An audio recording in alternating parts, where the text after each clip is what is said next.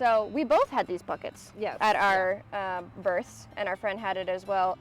But I think it's really funny the thing that we added to this bucket after you had the baby, these puke bags. So these are emesis bags, if you guys didn't know, and these weren't in the birth bucket. We added them after Sarah's labor because she used them. Luckily you had, I had a trash bag. I had these in my car actually, and I did not want to go back out to the vehicle to grab some. So I basically just grabbed a trash bag that was in the birthing bucket and used that instead. Yep, and then we were like, oh, that's what we're adding. So we're always changing and trying to add things to these buckets so that they get better and better. But yeah, emesis bags now come in the birth bucket, thanks to Sarah. You're welcome. Man, the births were, I feel like we used almost everything and some that came in the birth bucket. I know we used the blankets. We actually had extra blankets. That's one thing, even in our birth, and I had previous births, so I knew to have extra blankets, but that's one thing I always tell people is to have extra blankets in there. I used all the absorption pads that we had. They were laid out all over the place because I kept moving.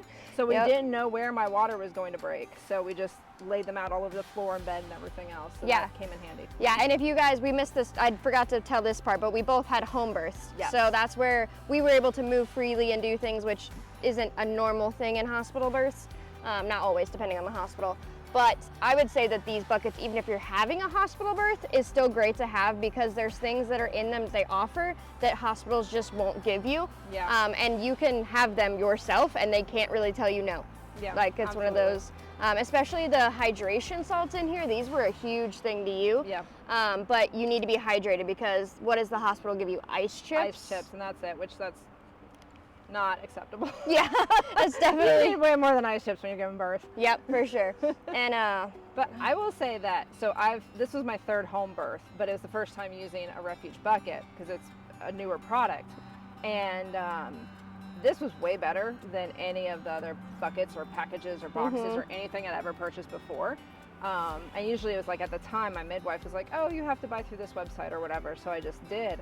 But I loved how much thought that we put into this because I know it was like something you, myself, KL, and Callie, we were all talking about it beforehand, like as moms, as more medical professionals. I've had 3 home births now. Like, what do we need? But it was so comprehensive, and thank God I didn't need like a lot of the like emergency medical type stuff that's in it. But anything that I could possibly think of that was like your typical, stereotypical kind of like birthing scenarios.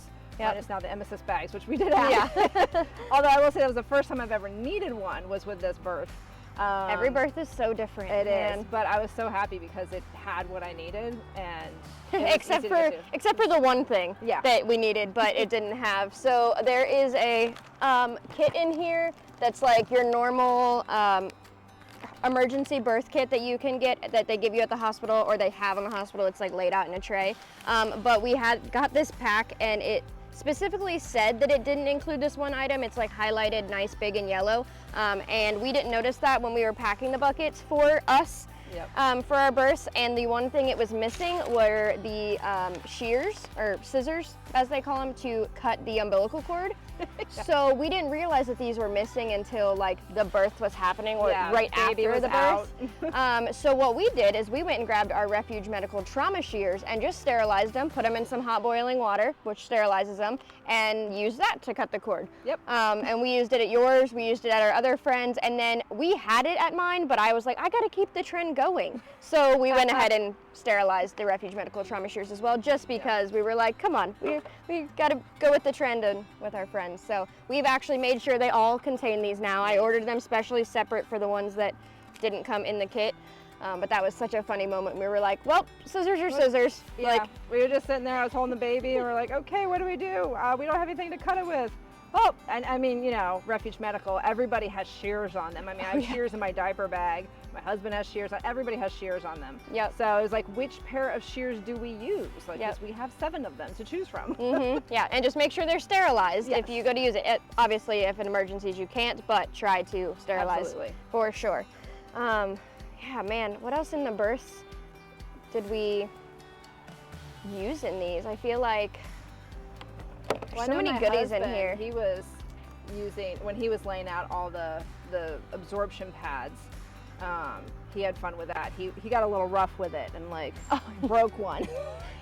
yeah, they're not like trash bags. You shouldn't just fling them around. He was shaking it out like a trash bag, and that didn't work out very well. The force that comes with the men, they don't realize that how strong they are, man. Yeah. But the what was I just thinking of? Oh, the birth certificate and the foot printer, I think, are really cool that they don't give you in the hospital as like as a thing that you get to do. So I think that was a really cool moment for us as a household, like me and my husband, to like do the footprints and put them on the birth certificate and then like write it.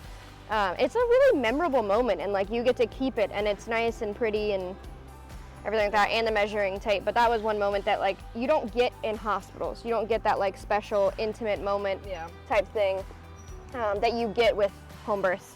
Is a big difference. There's a lot of times, I've said this before, anytime I've had a home birth, like my husband and I, it's just something we grow and we bond together so much more. And it's a beautiful experience, and I'm very thankful that we have been blessed to be able to have home births, because I know not everybody is able to, and I know not everybody should have home births, but it is a beautiful experience to have together. Yeah, for sure. Each birth is different in itself. Absolutely. But this, I don't think there was anything in the birth bucket that we didn't use. Like, there's no fluff in this bucket. No, it has everything that you could need, would need. I mean, I would say that I just added the extra blankets and the extra washcloths, and that's more because this bucket's only a 5-gallon bucket and not like an entire 10-gallon bucket. Oh, yeah. I had bought extra towels, like bath towels, like large bath towels and things like that too. Yeah, some of your home items. Yeah, that was stuff that like I just wanted just in case for myself. Again, buying 3 bath towels, it's going to basically fill up an entire bucket. You don't want to do that. Exactly. So you want the actual, like, what you absolutely need, and the bucket has that. And I know that day that we were headed home back, actually from your house, headed back home, and I thought I was going into labor, I was like, oh no, we don't have the birth bucket. And I really thought I was going to give birth in the car. Luckily, we made it back home, and I didn't have him for what, like another almost week? Like, it was crazy. But in my brain, I was like, if I only had that birth bucket, like everything would be okay. We could totally on the side of the road. Not that I'd want to give birth on the side of the road, but I knew I'd be prepared. So these at like just the end of the world type scenario things, just having in your basement, even if you don't plan on having any more babies, babies are going to keep being had. Yeah. You're going to have a neighbor or your kids or a family member or somebody around you is going to end up having a child. And it's very important to have these kind of things on hand.